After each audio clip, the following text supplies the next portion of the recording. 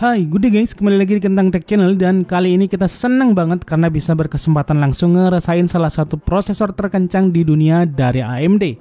Dan ini adalah AMD Ryzen 9 9950 X3D. Ya, AMD lagi dan lagi bikin gebrakan besar di dunia gaming dan produktivitas. Kalau beberapa waktu sebelumnya dominasi pasar CPU sempat dipegang Intel dan GPU dipegang Nvidia, sekarang AMD benar-benar ngamuk dan menggila. Setelah beberapa waktu lalu AMD berhasil ngebantai Intel dengan prosesor gaming terkencang mereka yaitu Ryzen 7 9800 X3D. Kali ini tepatnya tanggal 12 Maret 2025, AMD ngeluarin lagi prosesor penggantinya yaitu Ryzen 9 9950 X3D yang digadang-gadang bakal bikin kita semua geleng-geleng kepala. Nah, apa sih sebenarnya yang bikin Ryzen 9 9950 X3D ini istimewa? Hal itulah yang akan kita bahas dalam video kali ini. AMD Ryzen 9 9950 X3D menggunakan arsitektur terbaru Zen 5. Prosesor ini dibekali 16 core dan 32 thread, 2 kali lipat dibanding Ryzen 7 9800 X3D. Base clock-nya 4,3 GHz dengan boost clock hingga 5,7 GHz, lebih tinggi dari 9800 X3D yang hanya di kisaran 5,2 GHz. Chassis-nya juga lebih gede, L2 chassis-nya di 16 MB dan L3 chassis-nya di 128 MB. Kalau mau dibandingin dengan Ryzen 7 9800 X3D yang cuma 8 MB L2 dan 96 MB L3, pastinya ini adalah upgrade yang jauh lebih tinggi dan lebih mantap.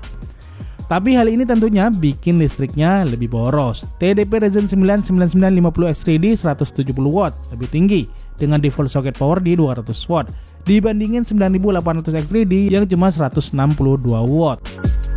Kemudian, kedua prosesor monster ini udah menggunakan teknologi 3D V-Chase generasi kedua dari AMD. Pada generasi pertama di Ryzen 5000 dan 7000 series yang pernah kita bahas di video terdahulu, bahwa V-Chase-nya itu terpasang di atas core prosesor. Sedangkan mulai dari Ryzen 7 9800 X3D dan sekarang Ryzen 9 9950 X3D, 3D V-Chase-nya itu ditempatin di bawah core. Hasilnya, suhu CPU jadi lebih adem. Kenapa bisa seperti itu? Karena bagian yang paling panas dari CPU adalah core-nya. Dengan nempatin 3D V-Chase di bawah, core CPU bisa langsung ketemu dengan cooler. Hasilnya bukan hanya temperatur CPU lebih adem, tapi juga membuat clock-nya lebih tinggi dibanding generasi sebelumnya. Kemudian buat kalian yang pakai Windows 11 ada kabar baik nih.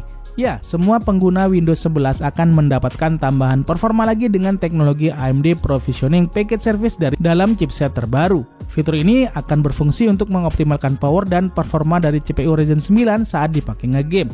Gak cuma itu, dia juga akan menghemat power dari NVMe-nya. Sistem kerjanya sepertinya terdengar simple, tapi dia punya efek yang powerful. Jadi saat Windows membuka sebuah program, kemudian program tersebut terdeteksi adalah game, maka fitur provisioning ini akan nangguhkan atau memarkir sementara core pada CCX atau core kompleks yang nggak punya 3D V-Chase. Tujuannya agar game fokus manfaatin CCX yang punya 3D V-Chase, sehingga proses ini bikin kinerjanya jadi lebih efektif.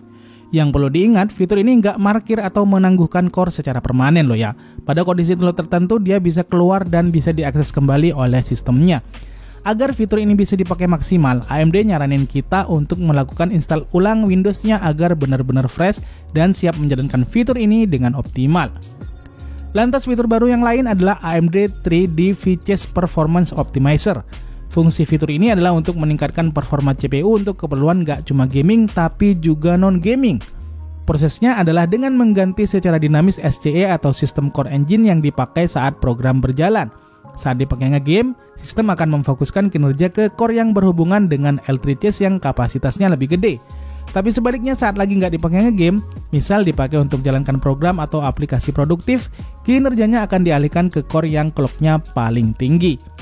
Kemudian ada lagi nih fitur yang menarik banget yang belum pernah ada di generasi sebelumnya. Biasanya kalau kita update BIOS Mobo, itu fungsinya adalah untuk nambahin hardware compatibility CPU, RAM atau hardware lain yang didukung supaya lebih stabil. Nah, di sini AMD nambahin application compatibility database untuk game tertentu yang belum bisa manfaatin fitur terbaru yang tadi udah kita jelasin. Dengan mengupdate chipset driver dan BIOS motherboard, maka game yang tadinya belum kenal dengan teknologi baru AMD jadi bisa kenal. Dan ini akan ngefek sama performa gamingnya yang mana akan ningkatin FPS-nya jadi lebih kenceng lagi. Kerennya lagi, teknologi baru ini bisa jalan bukan hanya di Ryzen 9 terbaru, tapi juga di Ryzen 9 7000 baik versi biasa maupun versi X3D. Mantap. Tapi untuk saat ini, game yang bisa ditingkatin performanya baru beberapa aja, dan tentunya akan terus bertambah dan bertambah lagi ke depannya. Baiklah, sekarang kita akan coba tunjukin hasil tes pengujian kita dalam sebuah rakitan PC. Beberapa komponen lain yang kita gunakan dalam pengujian kita kali ini adalah sebagai berikut. Motherboardnya kita pakai MSI MPG X870E Carbon Wi-Fi Edition. Kemudian RAM-nya kita pakai G-Skill Trident Z5 New RGB. Lantas untuk storage di sini kita pakai Samsung 990 Pro 1 TB. Kemudian VGA-nya kita pakai AMD Radeon RX 7900 XT. PSU-nya kita pakai Montech Century G5750W dan coolernya kita pakai Montech Hyperflow ARGB 360. Lantas casingnya kita pakai Montech King 65 Pro. Baiklah, sekarang kita akan tunjukin hasil benchmark sintetisnya terlebih dahulu. Untuk benchmark sintetis dan software produktivitas, kita akan bandingkan performanya dengan AMD Ryzen 9 9950X polos. Pertama dengan Cinebench R23. Di sini kita gunakan setting default, dan dari sini kita bisa lihat AMD Ryzen 9 9950 polos core multicore-nya itu di 40,59. Sedangkan Ryzen 9 9950X 3D skornya lebih tinggi di 41,47. Kemudian selanjutnya kita tes dengan V-Ray CPU benchmark. Di sini kelihatan banget AMD Ryzen 9 9950X 3D jauh lebih tinggi skornya di 53,697. Sedangkan Ryzen 9 9950X skornya di 49,078. Kemudian kita tes di software produktivitas yaitu Blender 4.3. Kita tes di skenario Classroom menggunakan CPU render. Hasilnya ternyata Ryzen 9 9950X 3D lebih kenceng dengan waktu di 139 detik untuk rendernya, sedangkan Ryzen 9 9950X polos itu waktu rendernya di 148 detik. Selanjutnya kita tes performa gamingnya. Untuk performa gamingnya kita bandingkan dengan prosesor yang pernah kita uji juga, yaitu AMD Ryzen 7 9800X 3D. Dalam pengujiannya kita tes rata kanan polos di 1080p. Pertama di game Black Myth Wukong. Di game ini performa gaming 9800X 3D. Di game ini ternyata performa gaming 9950X 3D dan 9800X 3D ternyata bisa dibilang hampir sama. Average-nya ada di kisaran 101 average FPS untuk 9800X 3D, sedangkan 9950X 3D ada di 102 average FPS. Kemudian pada game Cyberpunk 2077, pada Ryzen 9800X 3D game berjalan dengan FPS di 165 average FPS. Sedangkan Ryzen 9 9950X 3D FPS-nya sedikit lebih tinggi di 167 average FPS.